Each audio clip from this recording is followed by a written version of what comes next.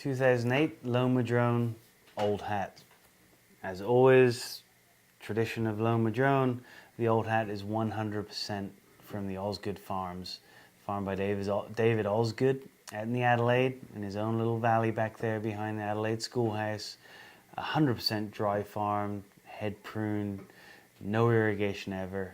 Just a beautiful, beautiful vineyard grown by just a great man and a great family.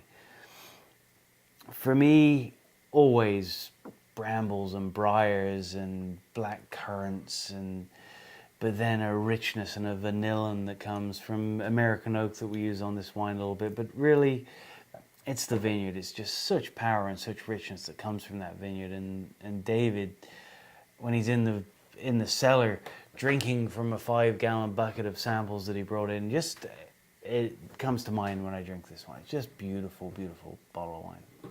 It is. There's nothing that says, again, as we talked about, time and place, but also, character that goes from the vine to the soil to the person who produces it, like the Osgoods and what they do. Well, so much for me when I do this, when I sit and try and write tasting notes or sit and do a video tasting.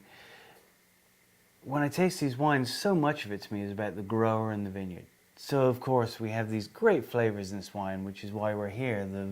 The briar, the dark fruits, I think, and the vanilla, and just a rich, long finish. But always for me, it's grower and vineyard, just great stuff. It's so interesting in our vineyard tour that a lot of people are involved in. At Lone Madrone, you get down there and you get over that hill and you see the peacocks going down into Osgoods, and then you look at Dave's vines and it looks like Spain from 100 years ago. It's depraved and a little sporadic and really reflective of the soil. And it's so funny to talk to him about vintage when I say what's happening right now? How are the grapes going? They're making me work too hard. Right. That's all there is to it. I mean, he's just a part of it. It's that's a hard-working guy. So what about food? Where would you go with food with this? Yeah, I think the first pull is to go to something really rich like a Cassoulet. When you bring that Courant aspect up, I think about venison. I think maybe a lean venison loin with a juniper and Courant. Really, richness of the wine, leanness of the food. That could be a great pairing.